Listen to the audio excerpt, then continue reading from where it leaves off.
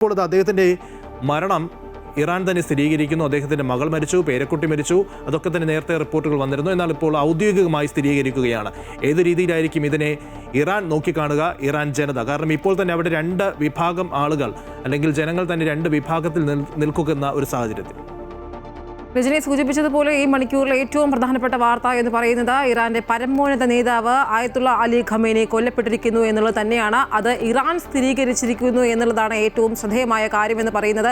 കാരണം ആയത്തുള്ള Ali Khamenei കൊല്ലപ്പെട്ടു എന്നുള്ളത് ആദ്യം ഇസ്രായേൽ പ്രധാനമന്ത്രി ബെഞ്ചമിൻ നെതന്യാഹു ആണ് ആദ്യം വെളിപ്പെടുത്തുന്നത്. അതിനുശേഷം ഇപ്പോൾ ഇന്ന് പുലർച്ചെ ഡൊണാൾഡ് ട്രംപ് തൻ്റെ സോഷ്യൽ മീഡിയയായ ട്രൂത്ത് സോഷ്യൽ മീഡിയയിലൂടെ വെളിപ്പെടുത്തുന്ന ഒരു കാര്യമുണ്ടായി. അതായത് ആയത്തുള്ള അലി ഖമേനി കൊല്ലപ്പെട്ടിരിക്കുന്നു, മരിച്ചിരിക്കുന്നു എന്നുള്ള വാർത്തയാണ് അദ്ദേഹം പുറത്തുവിട്ടിരിക്കുന്നത്. അതായത് ഏറ്റവും ശ്രദ്ധേയമായ കാര്യം അതിൽ ട്രംപ് സൂചിപ്പിച്ച ആദ്യത്തെ വാചകമാണ് ഏറ്റവും ശ്രദ്ധേയമായത്. Khamenei one of the most evil people in history is dead. അതായത് ഏറ്റവും തിന്മ നിറഞ്ഞ മനുഷ്യൻ ചെകുത്താൻ മരിച്ചിരിക്കുന്നു.